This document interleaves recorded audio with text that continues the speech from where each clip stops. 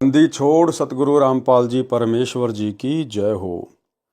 परम पिता परमात्मा सारी सृष्टि के रचनहार कुल मालिक असंख्य ब्रह्मांडों के स्वामी जगत गुरु तीनों लोकों में प्रवेश करके सबका भरण पोषण करने वाले राजाधिराज आत्माधार नाथों के नाथ देवों के देव महादेव सर्वेश्वर महेश्वर मृत्युंजय अजरो अमर आदि अनादि सनातनी प्रभु जगत पिता जगदीश्वर श्री श्री 1008 की उपाधि के वास्तविक अधिकारी अकाल मूर्त शब्द स्वरूपी राम वासुदेव सर्वगतम ब्रह्म परम पूज्य प्रथम पूज्य परम संत परम पुरुष परम धनी परम दयालु सत्य कबीर हक्का कबीर अल्लाहु अकबर बाखबर अल्लाह ताला जगत के तारणहार जगत के मुक्तिदाता जगत के जगन्नाथ हारे के सहारे हिंदुओं के राम मुसलमानों के अल्लाह सिखों के वाहिगुरु ईसाइयों के मसीह दया के सागर दया निधि करुणा के सागर करुणा निधि स्वयंभू परिभू संकट मोचन कष्ट हरण मंगल करण दुख भंजन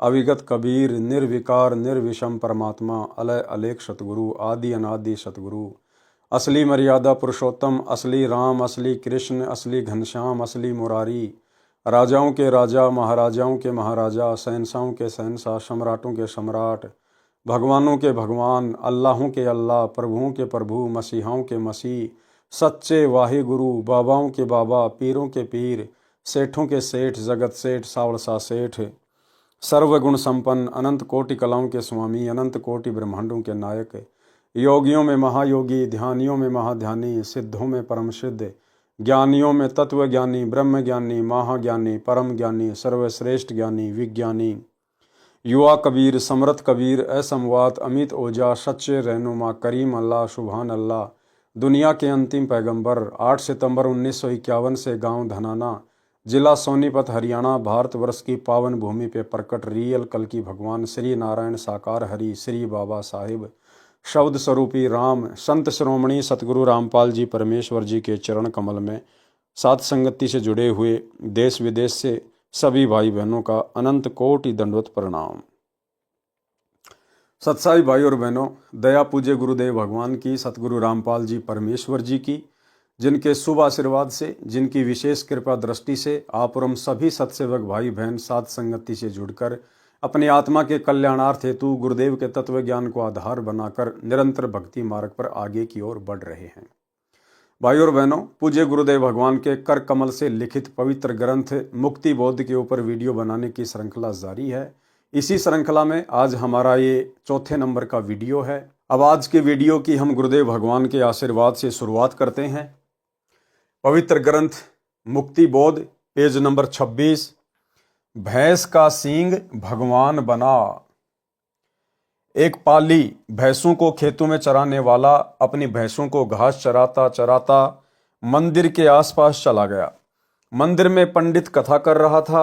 भगवान के मिलने के पश्चात होने वाले सुख बता रहा था कि जिसको भगवान मिल गया तो सब कार्य सुगम हो जाते हैं। परमात्मा भगत के सब कार्य कर देता है। भगवान भगत को दुखी नहीं होने देता, इसलिए भगवान की खोज करनी चाहिए। पाली भैंसों ने तंग कर रखा था। एक किसी और जाकर दूसरे की फसल में घुसकर नुकसान कर देती, दूसरी भैंस किसी और खेत के मालिक आकर पाली को पीटते थे, कहते थे कि हमारी फसल को हानि करा दी, अपनी भैंसों को संभाल कर रखा कर।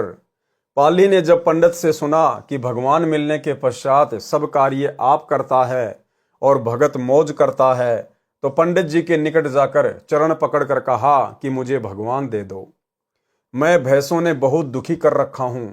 पंडित जी ने पीछा छुड़ाने के मकसद से कहा कि कल आना।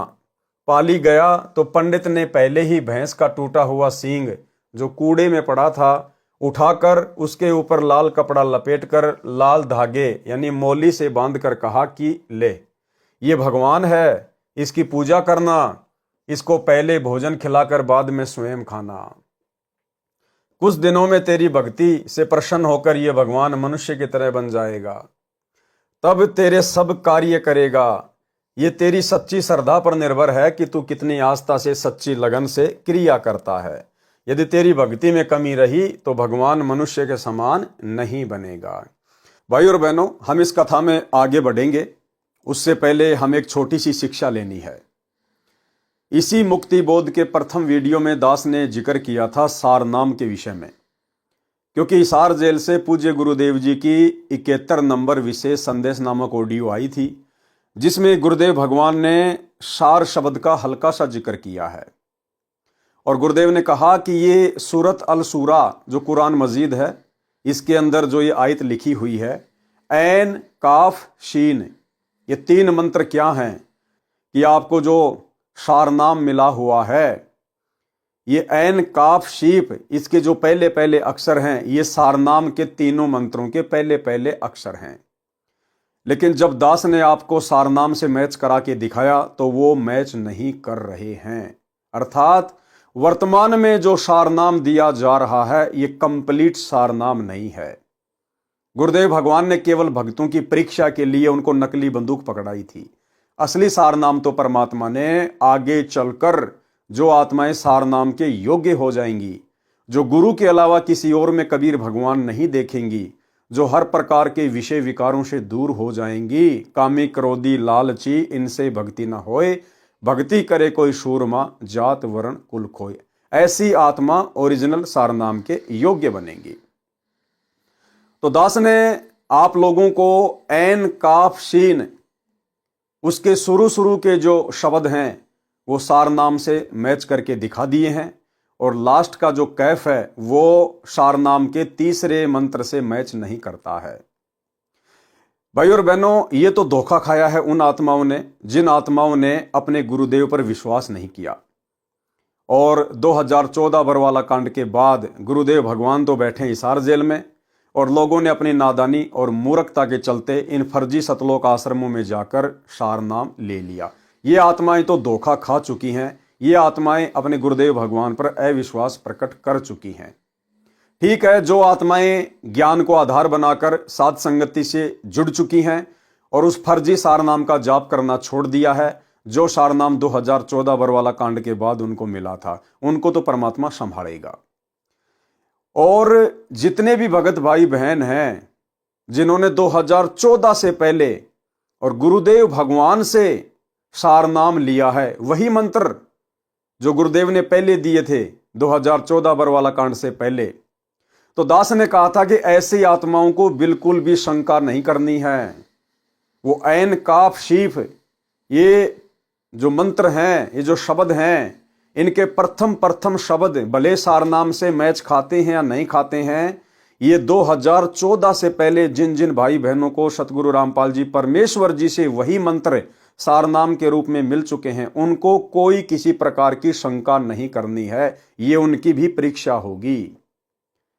यदि आप जी गुरुदेव के बताए अनुसार उन मंत्रों का जाप करते रहेंगे सारनाम समझकर, जो विधि आपको गुरुदेव भगवान ने बताई है, यदि आप श्रद्धा और लगन के साथ जाप करेंगे तो आपके लिए वो ओरिजिनल सारनाम ही है।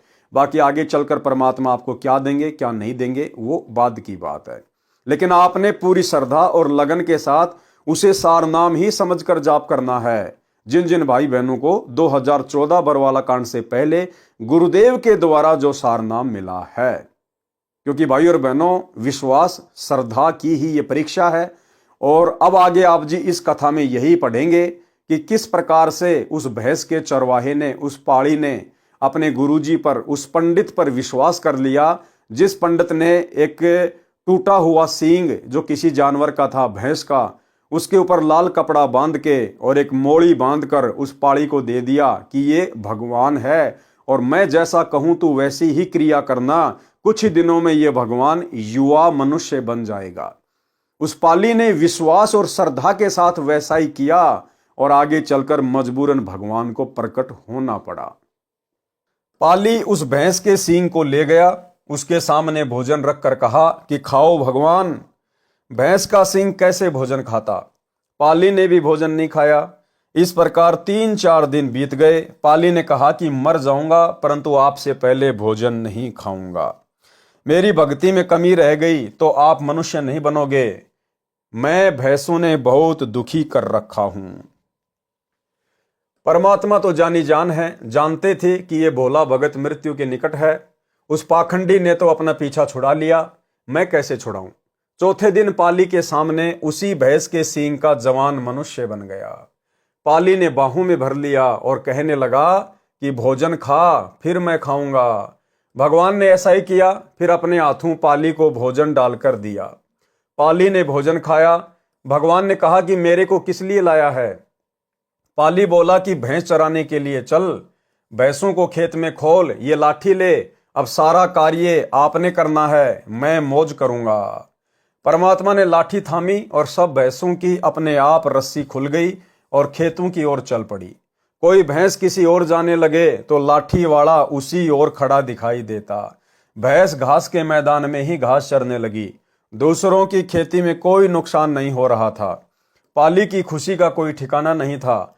वह अपने गुरुजी पंडित जी का धन्यवाद करने मंदिर में गया। पंडित डर गया कि ये झगड़ा करेगा, कहेगा कि अच्छा मूर्ख बनाया, परंतु बात विपरीत हुई। पाली ने गुरुजी के चरण छुए तथा कहा कि गुरुजी, चौथे दिन आदमी रूप में भगवान बन गया। मैंने भी भोजन नहीं खाया, प्राण निकलने वाले थे। उसी समय वह लाल वस्त्र में बंधा भगवान जवान लड़का बन गया। मेरी ही आयु के समान अब सारा कार्य भगवान कर लेता है, मैं मौज करता हूं। उसके भोले भाले अंदाज से बताई कथा सत्य लग रही थी, परंतु विश्वास नहीं हो रहा था। पंडित जी ने कहा कि मुझे दिखा सकते हो, कहां है वह युवा भगवान? पाली बोला कि चलो मेरे साथ। पंडित जी पाली के साथ भैंसों के पास गया। पूछा कि कहां है भगवान? पाली बोला कि क्या दिखाई नहीं देता? देखो वह खड़ा, लाठी ठोडी के नीचे लगाए। पंडित जी को तो केवल लाठी लाठी ही दिखाई दे रही थी, क्योंकि उसके कर्म लाठी खाने के ही थे। पाली से कहा कि मुझे लाठी लाठी ही दिखाई दे रही है, कभी इधर जा रही है, कभी उधर जा रही है। तब पाली ने कहा कि भगवान इधर आओ। भगवान निकट आकर बोला, क्या आज्ञा है? पंडित जी को आवाज तो सुनी, लाठी भी दिखी, परंतु भगवान नहीं दिखे। पाली बोला, आप मेरे गुरुजी को दिखाई नहीं दे रहे हो, इन्हें भी दर्शन दो। भगवान ने कहा, ये पाखंडी है, ये केवल कथा कथा सुनाता है, स्वयं को विश्वास नहीं, इसको दर्शन कैसे हो सकते हैं? पंडित जी ये वाणी सुनकर लाठी के साथ पृथ्वी पर गिरकर क्षमा याचना करने लगा। भगवान ने कहा, ये बोला बालक मर जाता तो तेरा क्या हाल होता? मैंने इसकी रक्षा की।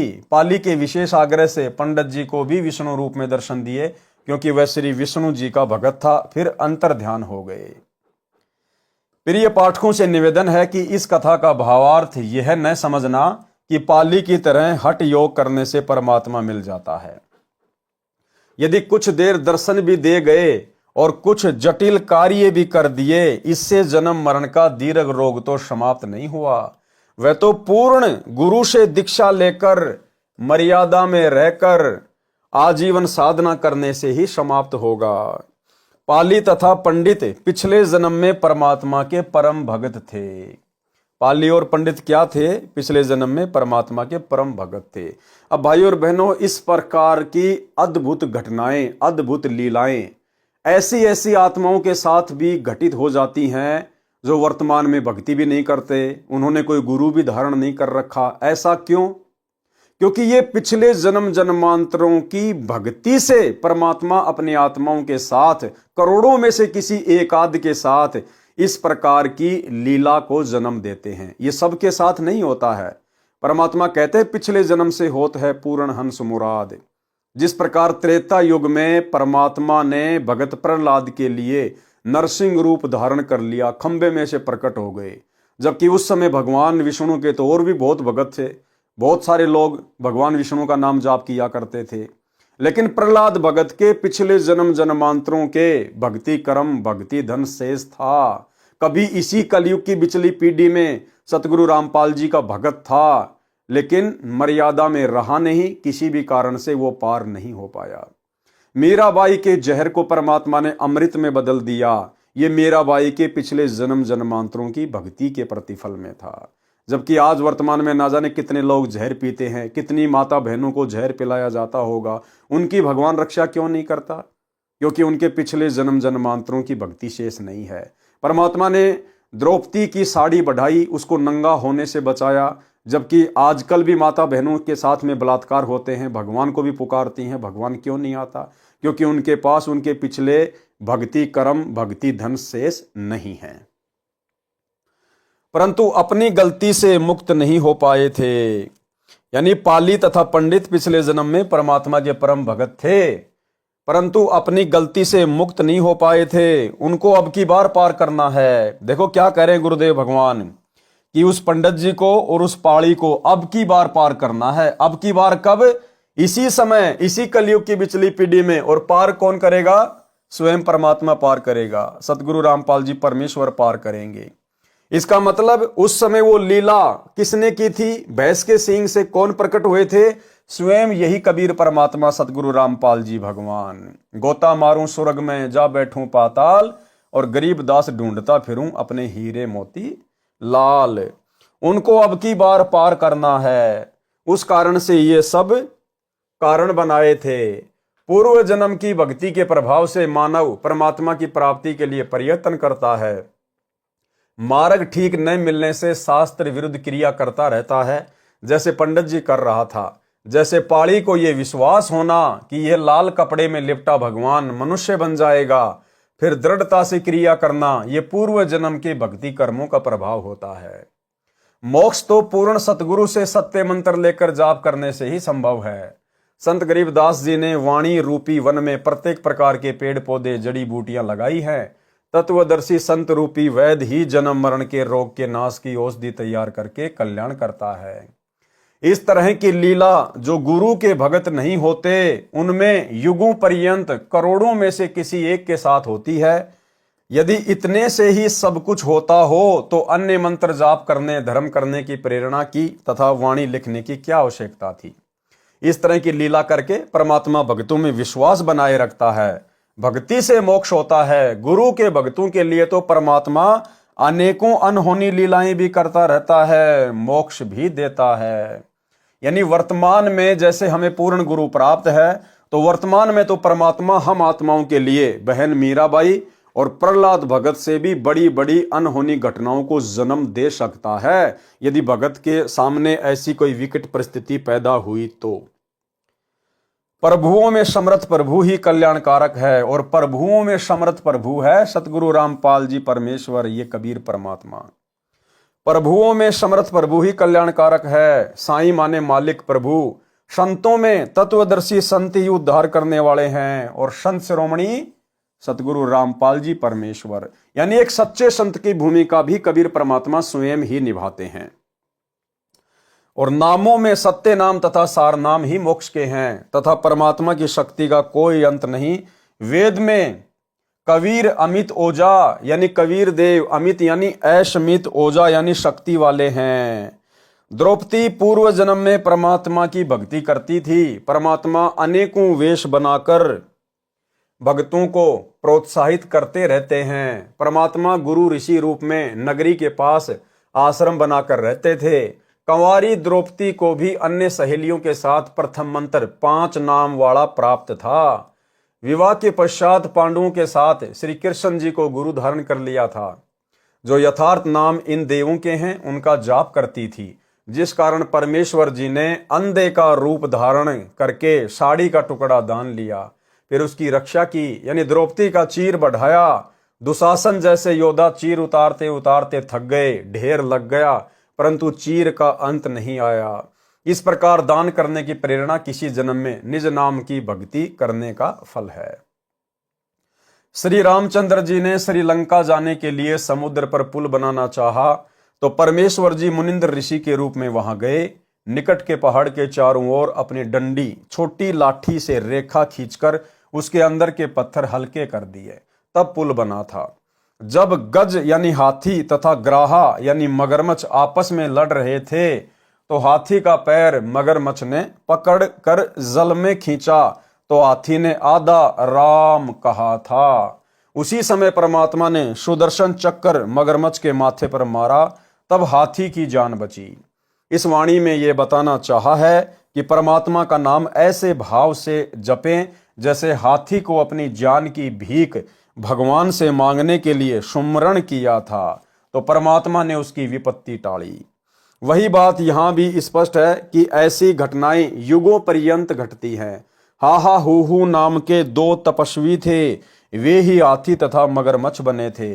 पिछली भक्ति संस्कारवश उनकी रक्षा हुई थी। गजग्राह की कथा यानी हाथी और मगरमच्छ की कथा। हा हा हू नाम के दो तपस्वी थे।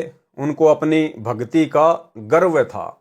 एक दूसरे से अधिक सिद्धि शक्ति वाला कहते थे। यानी भाई और बहनों, आप और हमने शिक्षा लेनी है कि हमें चाहे कोई भी नाम प्राप्त हो जाए, चाहे सार नाम मिल जाए, चाहे सार शब्द मिल जाए, चाहे हम 24 घंटे गुरुदेव भगवान के साथ में रहें, उनकी सेवा में रहें, लेकिन साधक को कभी भी अपनी सेवा और भक्ति के ऊपर घमंड नहीं होना चाहिए।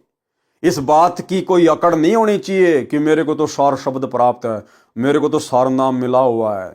यदि कोई भगत भी आपकी प्रशंसा करे कि रे वो भगत जी को सार शब्द मिला हुआ है, वो भगत जी गुरु जी की विशेष सेवा में रहता है, तो इस प्रकार की बातें सुन के भगत के अंदर अहंकार नहीं आना चाहिए कि मेरी बड़ाई की जा रही है। भक्ति मार्ग में सबसे बड़ी हानि हो जाएगी, सबसे बड़ी हानि। ज्यों ज्यों हमारी भक्ति आगे बढ़े, ज्यों ज्यों हमें परमात्मा ज्यादा से ज्यादा सेवा दें, त्यों त्यों हमारे अंदर उतनी ही आधीनी आनी चाहिए, दास भाव आना चाहिए। तब तो हम सही चल रहे हैं। और अगर थोड़ी सी भी मान बढ़ाई आ गई तो भाई और बहनों, हमारा सत्यानाश होना शुरू हो जाएगा। इस कथा में आगे चलकर हमें यही शिक्षा मिलेगी। हा हा हू नाम के दो तपस्वी थे। उनको अपनी भक्ति का गर्व था। एक दूसरे से अधिक सिद्धि शक्ति वाला कहते थे। अपनी अपनी शक्ति के विषय में जानने के लिए ब्रह्मा जी के पास गए। ब्रह्मा जी से पूछा कि हमारे में से अधिक सिद्धि शक्ति वाला कौन है। ब्रह्मा जी ने कहा कि आप श्री विष्णु जी के पास जाओ, वे बता सकते हैं। ब्रह्मा जी को डर था कि एक को कम शक्ति वाला बताया तो दूसरा नाराज होकर श्राप ना दे दे। हा हा हू ने श्री विष्णु जी के पास जाकर यही जानना चाहा तो उत्तर मिला कि आप शिव जी के पास जाएं, वे तपस्वी हैं, ठीक ठीक बता सकते हैं। शिव जी ने उन दोनों को पृथ्वी पर मतंग ऋषि के पास जाकर अपना समाधान कराने की राय दी। यानी तीनों भगवानों ने उस आफत को टाल दिया।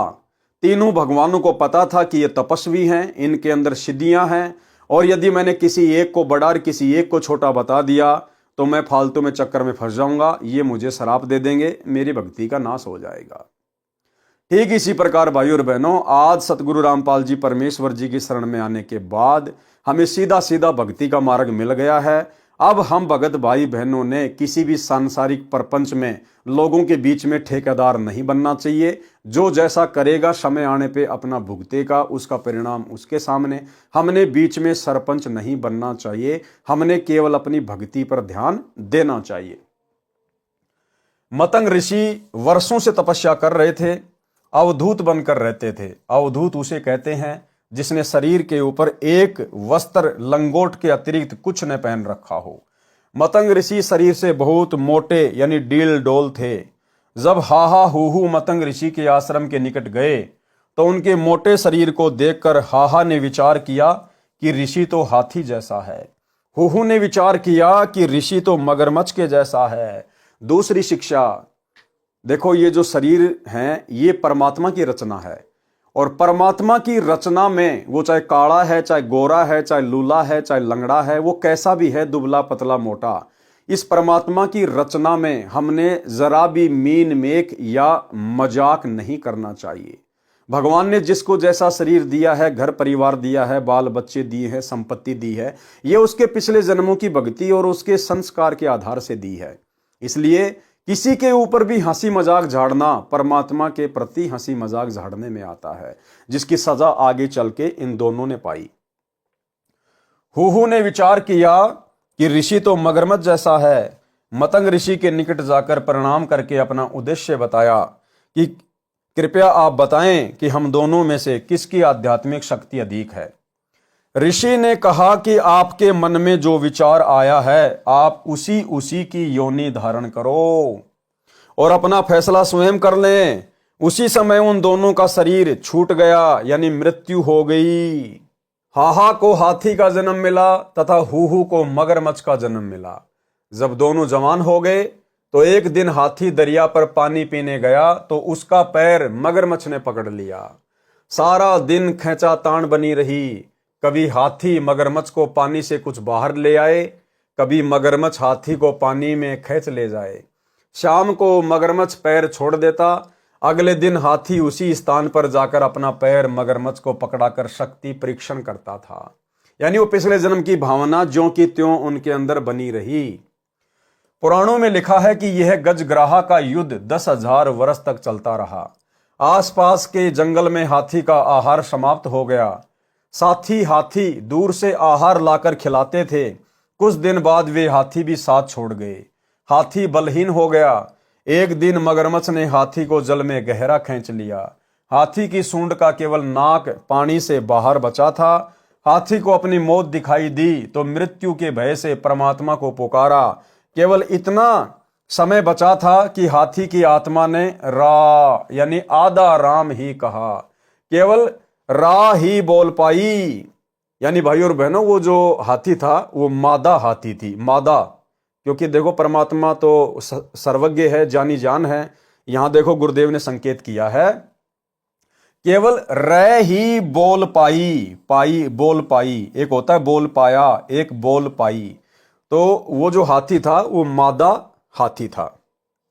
उसी क्षण परमात्मा ने सुदर्शन चक्र मगरमच्छ के सिर में मारा। मगरमच्छ का मुख खुल गया। हाथी बाहर पटरी पर खड़ा हो गया। परमात्मा प्रकट हुए। हाथी से कहा कि तुम स्वर्ग चलो। तुमने मुझे सच्चे मन से याद किया है, मेरा नाम बड़ी तड़प से लिया है। मगरमच्छ ने कहा कि हे प्रभु, जिस तड़प से इसने आपका नाम जपा है, मैंने उसको उसी तड़प से सुना है, परंतु हार जीत का मामला था, इसलिए मैं छोड़ नहीं पा रहा था। आप तो अंतर्यामी हैं, मन की बात भी जानते हो, मेरा भी कल्याण करो। प्रभु ने दोनों को स्वर्ग भेजा। फिर से जन्म हुआ, फिर अपनी साधना शुरू की। अब इस कथा से हमें क्या निष्कर्ष मिलता है? जानने योग्य यानी निष्कर्ष। नंबर 1, यदि परमात्मा का उस कशक यानी तड़प के साथ नाम जपा जाए तो विशेष तथा शीघ्र लाभ होता है। जैसे हाथी ने मौत के भय से नाम उच्चारा था, केवल रह ही बोल पाया था, फिर डूब जाना था। इसको संतों ने ररंकार धुन यानी लगन कहा है। कई संतजन दीक्षा मंत्र में ररंकार नाम जाप करने को देते हैं, वह उचित नहीं है। नंबर 2, जैसे कहीं संत सत्संग करता है तो उसे विशेष तड़प के साथ परमात्मा की महिमा सुनानी चाहिए। उसका श्रोताओं पर गहरा प्रभाव पड़ता है। श्रोताओं को भी उसी तड़फ यानी ररंकार वाली लगन से सत्संग सुनना चाहिए। उससे वक्ता तथा श्रोता दोनों को ज्ञान यज्ञ का समान लाभ मिलता है। नंबर 3, घोर तप करने वाले मोक्ष प्राप्त नहीं कर सकते, क्योंकि तप करना शास्त्र विरुद्ध है। गीता अध्याय 17 श्लोक 1 से 6 में कहा है कि जो साधक शास्त्र विधि को त्याग कर मनमाने घोर तप को तपते हैं, वे राक्षस स्वभाव के हैं। उपरोक्त कथा से भी तपस्वियों का चरित्र स्पष्ट है कि हाहा हूहू के मन में क्या बकवास आई। अपनी अध्यात्म शक्ति की जांच कराने चले। मतंग ऋषि के डील डोल अत्यंत मोटे शरीर को देखकर दोष निकालने लगे।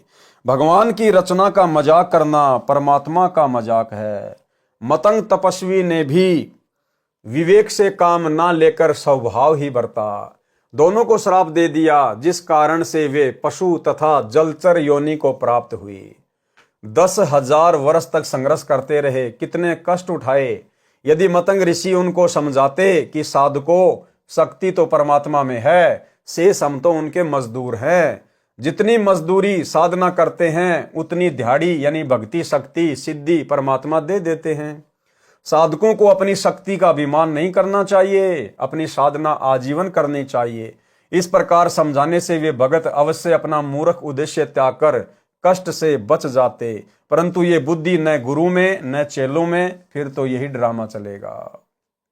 नंबर 4, तपस्या से क्या क्या लाभ होता है, आओ जाने। गरीब तप से राज मदमानम, जन्म तीसरे शुकर शवानम। भावार्थ, तप से राज्य की प्राप्ति होती है यानी राजा बनता है। फिर राजा में अहंकार अधिक होता है, अहंकार के कारण अनेकों पाप कर डालता है। फिर अगले जन्म में शुकर यानी सुअर तथा श्वान यानी कुत्ता बनता है। पहला मनुष्य जीवन शास्त्र विरुद्ध साधना तप करके नष्ट किया, दूसरा जीवन राज करके खो दिया। शास्त्रों में प्रमाण है, तपेश्वरी सो राजेश्वरी, राजेश्वरी सो नरकेश्वरी। यानी जो जितना ज्यादा तप करेगा वो उतना ही ज्यादा राज्य प्राप्त करेगा। तपेश्वरी सो राजेश्वरी। और जो जितना राज्य करेगा तो पाप भी उतने ज्यादा करेगा, फिर उसको नरक में भी उतने ही दिन रहना पड़ता है, उतने ही लंबा समय काटना पड़ता है, वो नरकेश्वरी होता है। भावार्थ, जितना अधिक समय तक तप करेगा वह तपेश्वर यानी तपस्वियों में श्रेष्ठ माना जाता है, उतना ही अधिक समय तक राज्य करेगा। राजेश्वरी का अर्थ है राजाओं में श्रेष्ठ, यानी लंबे समय तक तथा विशाल साम्राज्य पर राज्य करेगा। जो जितने अधिक समय तक तथा विशाल क्षेत्र पर राज्य करेगा वह उतने अधिक पाप का भागी होगा। जिससे नरक का समय भी अधिक होगा उसको नरकेश्वरी कहा है कि वह नरक को अन्य से अधिक समय तक भोगेगा। फिर कभी मानव जन्म मिलेगा, कोई परम संत तत्वदर्शी संत मिले या ना मिले, क्योंकि मुक्ति तो भाई और बहनों पूर्ण परमात्मा की शरण में आने से ही संभव है। पूर्ण परमात्मा ही सतगुरु रूप में आते हैं, तत्वदर्शी संत के रूप में आते हैं। फिर कभी मानव जन्म मिलेगा, कोई परम संत तत्वदर्शी संत मिले या ना मिले। यदि तत्वदर्शी संत नहीं मिला तो फिर वही प्रक्रिया, तप करो, राज करके नरक में गिरो। गरीब ये हरहट का कुआ लोई, या गढ़ बंध्या है सब कोई। कीड़ी कुंजर और अवतारा, अरहट डोर बंधे कई बारा। भावार्थ, पुराने समय में सिंचाई के लिए एक कुआं खोदा जाता था। उससे पानी निकालने के लिए एक पहिए जैसा बड़ा चक्कर लोहे का बनाया जाता था, जो लकड़ी के सहारे कुएं के ऊपर मध्य में रखा जाता था, जिसको चाक कहते हैं। उसके ऊपर लंबी चैन की तरह बाल्टियां लगाई जाती थी। कुएं से कुछ दूरी पर कोल्लू जैसा यंत्र लगाकर बैलों के द्वारा चलाया जाता था। बाल्टियां जो चैन पर लगी होती थी वे बैल द्वारा घुमाने से खाली नीचे कुएं में चली जाती थी, पानी से भरकर ऊपर आती थी, ऊपर एक नाले में खाली होकर फिर नीचे कुएं में भरने के लिए चली जाती थी। ये क्रम सारा दिन और महीनों चलता रहता था। इसका उदाहरण देकर संत गरीबदास जी ने समझाया है कि जब तक तत्वदर्शी संत सतगुरु सच्चा गुरु नहीं मिलता तब तक जीव स्वर्ग नरक पृथ्वी पर ऐसे चक्कर काटता रहता है, जैसे रहट की बाल्टियां नीचे कुएं से जल भरकर लाती हैं, ऊपर नाले में खाली होकर पुनः कुएं में चली जाती है। उसी प्रकार जीव पृथ्वी पर पाप पुण्य से भरकर ऊपर स्वर्ग नरक में अपने कर्म सुख दुख भोगकर खाली होकर पृथ्वी पर जन्मता मरता रहता है। इस जन्म मरण के रहट वाले चक्कर में चींटी कुंजर और अवतारगण यानी श्री राम, श्री कृष्ण, श्री विष्णु, श्री ब्रह्मा तथा श्री शिव जी आदि भी चक्कर काट रहे हैं। इसी के गढ़ बंधे हैं, यानी कर्मों के रस्से से बंधकर इस चक्कर में गिरे हैं। और भाई और बहनों, सौभाग्य देखो आज आप और हमारा वो समय आ गया है कि हम इस रहट के चक्कर से बाहर निकलने की पोजीशन में खड़े हैं। आज हम कलयुग की बिचली पीढ़ी में खड़े हैं। आज हमें पूर्ण सतगुरु प्राप्त है, पूर्ण तत्वदर्शी संत प्राप्त है। स्वयं कबीर भगवान हमें सतगुरुदेव रामपाल जी परमेश्वर जी के रूप में प्राप्त हैं। आज हम अपनी बाल्टी को इस रहट से अलग कर सकते हैं। आज हम जन्म मरण के चक्कर से सदा सदा अपना पीछा छुड़वा सकते हैं। जो सिद्ध करना था वह यह है कि पाड़ी यानी चरवाहा तो मनुष्य था, उसको परमात्मा मिलना और सुख देना पूर्व जन्म के संस्कार से ही था, तथा सच्ची लगन का परिणाम भी, परंतु मोक्ष नहीं, क्योंकि उस पंडित के पास में कोई सच्ची भक्ति नहीं थी, वो कोई सच्चा गुरु नहीं था। वो तो केवल उस पाली के पिछले भक्ति संस्कार से परमात्मा ने उसके लगन और विश्वास को देखकर प्रकट होना पड़ा। और इस प्रकार की घटनाओं के माध्यम से परमात्मा काफी लंबे समय तक भगत समाज में विश्वास को बनाए रखते हैं, लोगों को भक्ति पर लगाए रखते हैं, परंतु मोक्ष नहीं। इस गजग्राह कथा में दोनों ही पशु थे, फिर भी भगवान ने अनहोनी कर दी। भाई चलो, जो पाड़ी था वो तो इंसान था, इसलिए भगवान प्रकट हो गया, लेकिन ये मगरमच्छ और हाथी ये तो जानवर थे, उनके लिए भी परमात्मा ने विष्णु का रूप बना के प्रकट होना पड़ा। फिर भी भगवान ने अनहोनी कर दी, परंतु पूर्व जन्म का संस्कार ही प्राप्त हुआ। संत गरीबदास जी ने समझाना चाहा है कि जो गुरु बनकर जनता को भ्रमित करते हैं वे पूर्व जन्म के पुण्यकर्मी प्राणी हैं और वर्तमान में जीवन व्यर्थ कर रहे हैं। उनसे तो सामान्य व्यक्ति जो पूर्व जन्म का पुण्यकर्मी है और वर्तमान में विशेष पाप नहीं कर रहा है, तो यदि उस पर कोई आपत्ति आती है तो परमात्मा उसके बचे हुए पुण्यों के आधार से चमत्कार कर देता है। परंतु नकली गुरु पद पर विराजमान व्यक्ति अपने पुण्यों तथा भक्ति शक्ति को दुआ यानी आशीर्वाद तथा बद्दुआ यानी श्राप देकर नष्ट कर देता है। इस कारण से पंडित गए नरक में भक्ति से खाली हाथ, भाग्य से मिले जीव को परम संत का साथ, जो साथ आज आप और हमें मिल चुका है। बिन सतगुरु पावे नहीं खालक खोज विचार, 84 जग जात है चिन्हत नाही सार।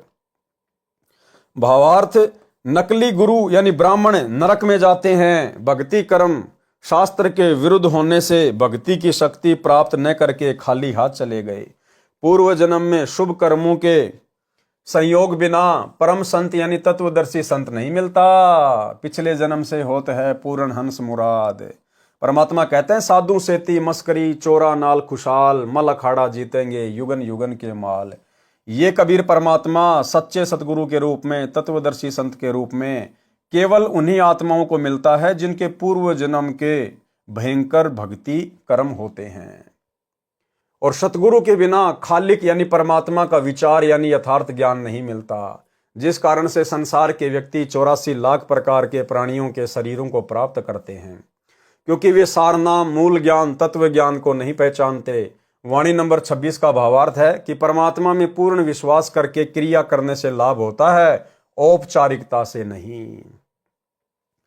इसी प्रकार द्रौपदी पूर्व जन्म में परमात्मा की परम भगत थी, फिर वर्तमान जन्म में एक अंधे साधु को साड़ी फाड़कर लंगोट यानी कोपीन के लिए कपड़ा दिया था। अंधे साधु के वेश में स्वयं कबीर परमेश्वर ही लीला कर रहे थे। यानी भाई और बहनों, सारी लीला ये कबीर भगवान ही करता है। उस पाली के पास भी यही सतगुरुदेव भगवान आए, द्रौपदी के पास भी यही परमात्मा गए।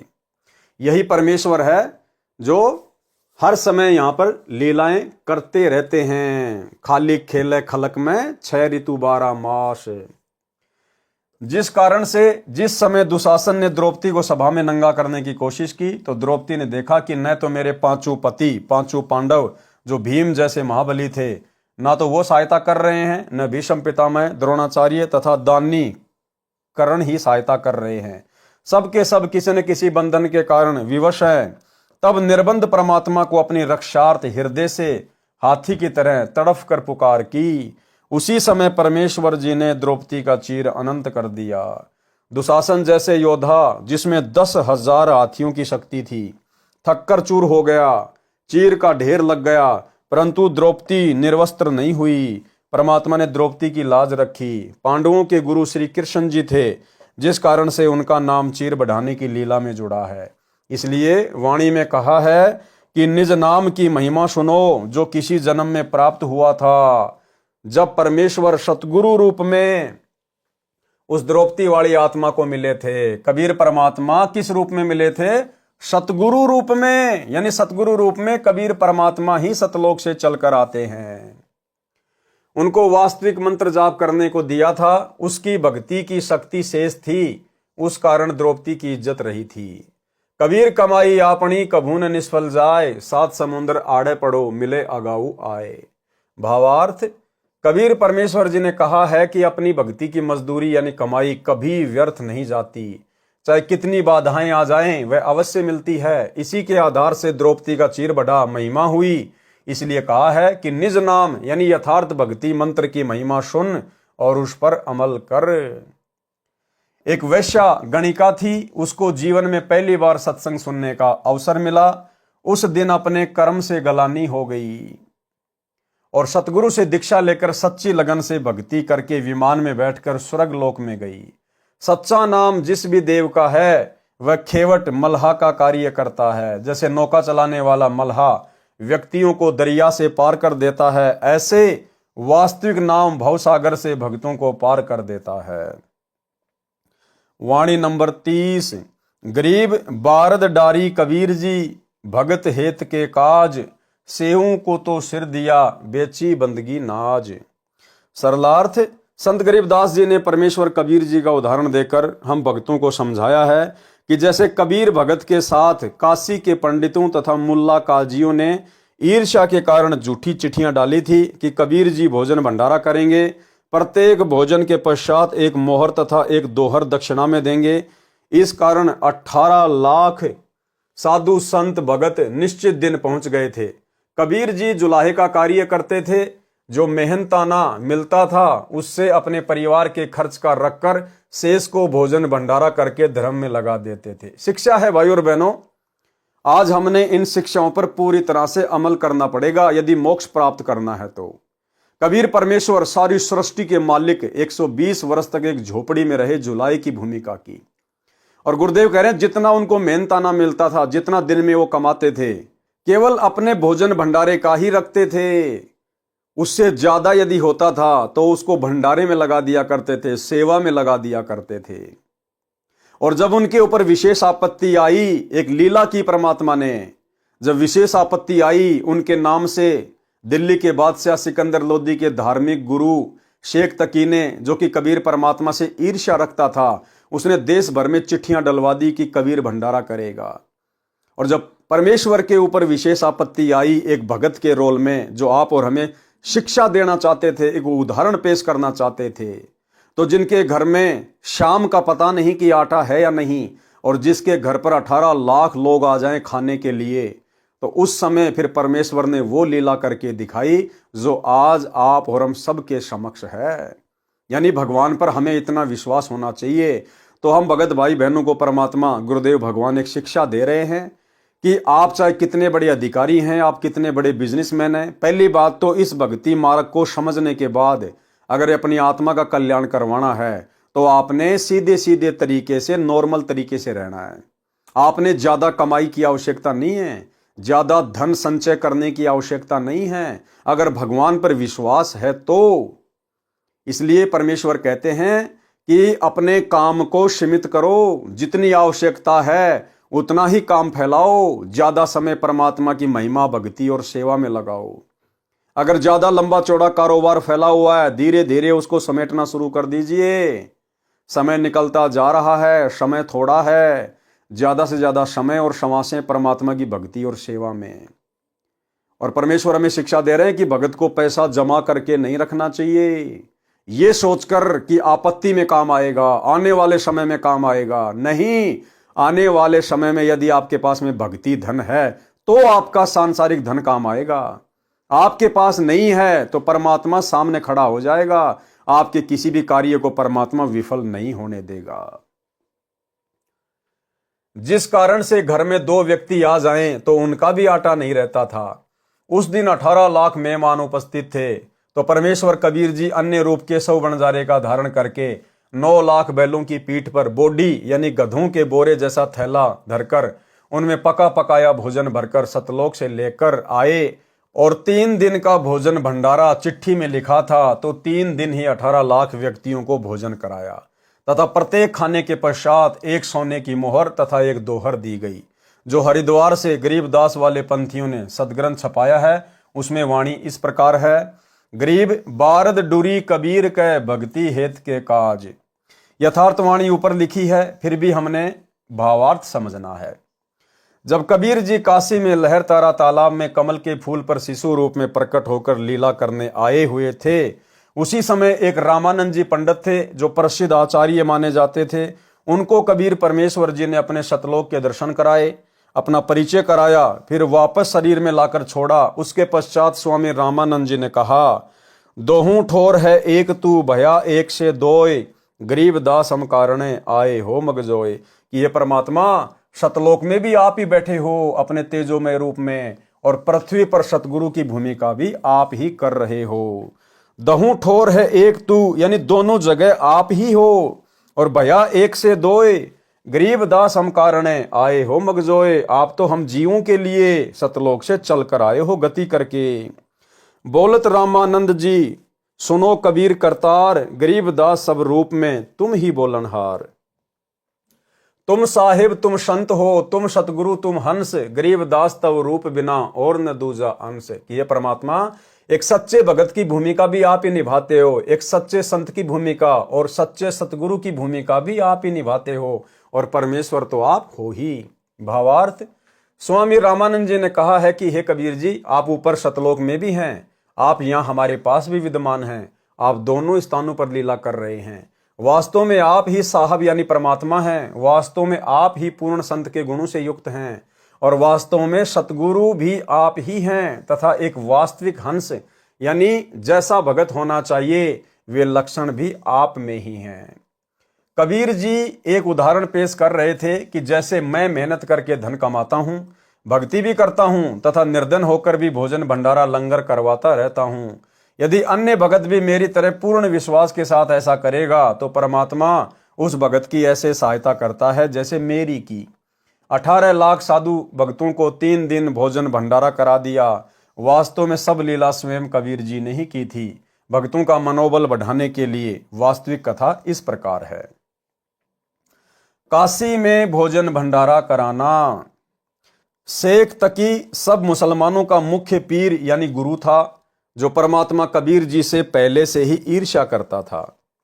सर्व ब्राह्मणों तथा मुल्ला काजियों व शेख तकी ने मजलिस यानी मीटिंग करके षड्यंत्र के तहत योजना बनाई कि कबीर निर्धन व्यक्ति है, इसके नाम से चिट्ठी भेज दो कि कबीर जी काशी में बहुत बड़े सेठ हैं, उनका पूरा पता है कबीर पुत्र नूर अली अंसारी, जुलाहू वाली कॉलोनी, काशी शहर।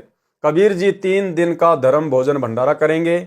सभी साधु संत आमंत्रित हैं। प्रतिदिन प्रत्येक भोजन करने वाले को एक दोहर, जो उस समय का सबसे कीमती कंबल के स्थान पर माना जाता था, एक मोहर 10 ग्राम सोने से बनी गोलाकार की मोहर दक्षिणा में देंगे। प्रतिदिन जो जितनी बार भी भोजन करेगा, कबीर उसको उतनी बार ही दोहर तथा मोहर दान करेगा। भोजन में लड्डू, जलेबी, हलवा, खीर, दही बड़े, मालपूड़े, रसगुल्ले आदि आदि सब मिष्टान खाने को मिलेंगे। सूखा सीधा आटा, चावल, दाल आदि सूखे जो बिना पकाए हुए घी, बूरा भी दिया जाएगा। एक चिट्ठी शेख तकी ने अपने नाम तथा दिल्ली के बादशाह सिकंदर लोदी के नाम भी भिजवाया।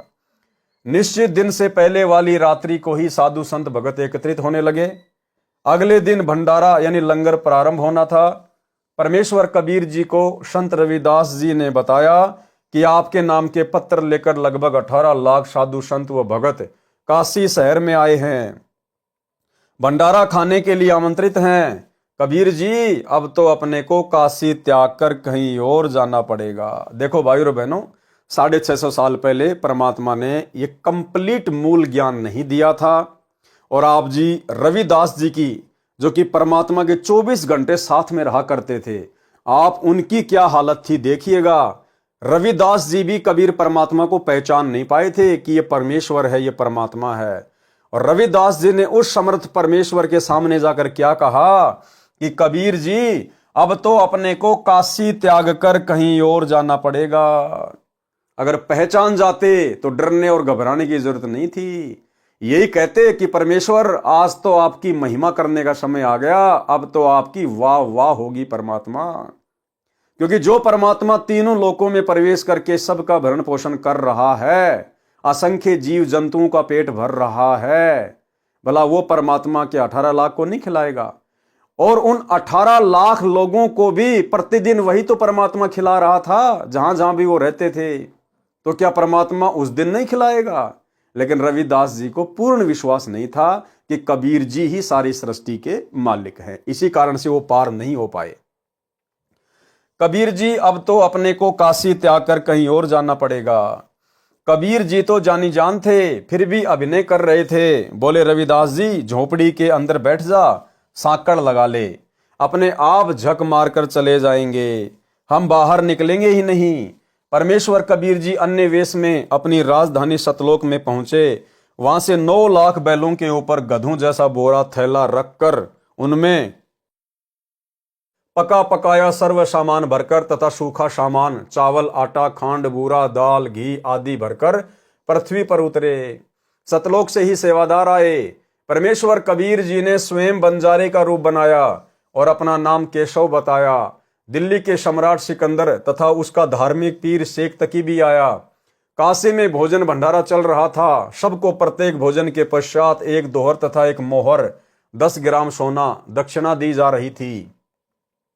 कई बेईमान भगत तो दिन में 4-4 बार भोजन करके चारों बार दोहर तथा मोहर ले रहे थे। कुछ सूखा सीधा चावल, खांड, घी, दाल, आटा भी ले रहे थे। यह सब देखकर शेख तकी ने तो रोने जैसी शक्ल बना ली और जांच इंक्वायरी करने लगा। सिकंदर लोदी राजा के साथ उस टेंट में गया जिसमें केशव नाम से स्वयं कबीर जी वेश बदलकर बंजारे, उस समय के व्यापारियों को बंजारे कहते थे, उसके रूप में बैठे थे। सिकंदर लोदी राजा ने पूछा, आप कौन हैं, क्या नाम है? आप जी का कबीर जी से क्या संबंध है?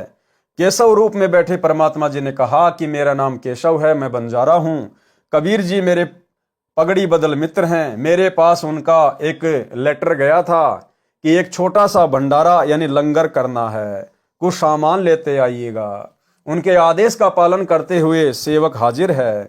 भंडारा चल रहा है। शेख तकी तो कलेजा पकड़कर जमीन पर बैठ गया जब ये सुना कि एक छोटा सा भंडारा करना है जहां पर 18 लाख व्यक्ति भोजन करने आए हैं। प्रत्येक को दोहर तथा मोहर और आटा, दाल, चावल, घी तथा खांड भी सूखा सीधा रूप में दिए जा रहे हैं।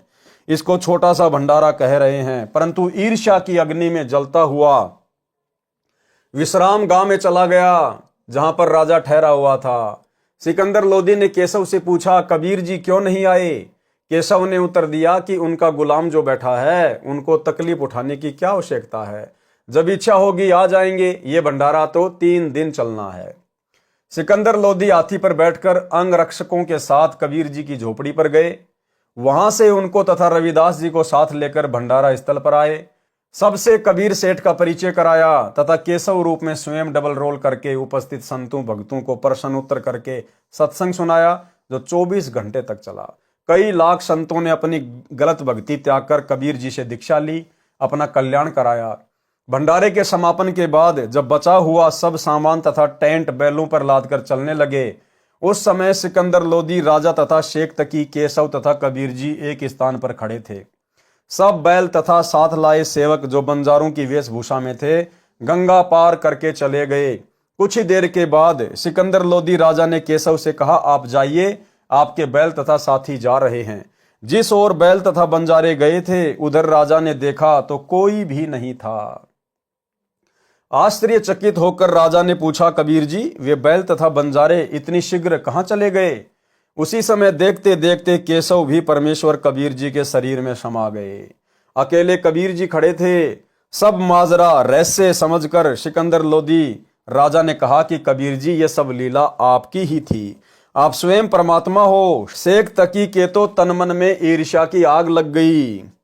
कहने लगा, ऐसे ऐसे भंडारे हम शो कर दें, ये क्या भंडारा किया है, महोत्सा सा किया है। महोत्सा उस अनुष्ठान को कहते हैं जो किसी गुरु के द्वारा किसी बूढ़े की गति करने के लिए थोपा जाता है। उसके लिए सब घटिया सामान लगाया जाता है। और जग जोनार करना उस अनुष्ठान को कहते हैं जो विशेष खुशी के अवसर पर किया जाता है, जिसमें अनुष्ठान करने वाला दिल खोलकर धन खर्च करता है। संत गरीबदास जी ने कहा है कि गरीब कोई कहे जग जो नार करी है, कोई कहे महोछा, बड़े बड़ाई किया करें गाड़ी काढ़े ओछा। यानी उस भंडारे में जो साधु संत महात्मा आए थे, बढ़िया बढ़िया मनमोहक भोजन खा रहे थे, सोने की दोहर और मोहर ले रहे थे, सूखा आटा, दाल, चावल, चीनी ले रहे थे, वो तो जय जयकार कर रहे थे, जय हो कबीर सेठ की, जय हो कबीर सेठ की, जग जोनार कर दी, जग जोनार कर दी। और जो ईर्ष्या में जल भुन रहे थे शेख तकी जैसे, उन्होंने कहा ये तो महोत्सा सा किया है, महोत्सा सा।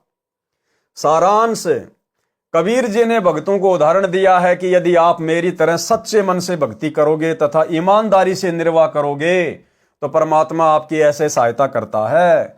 भगत ही वास्तव में सेठ अर्थात धनवंता है।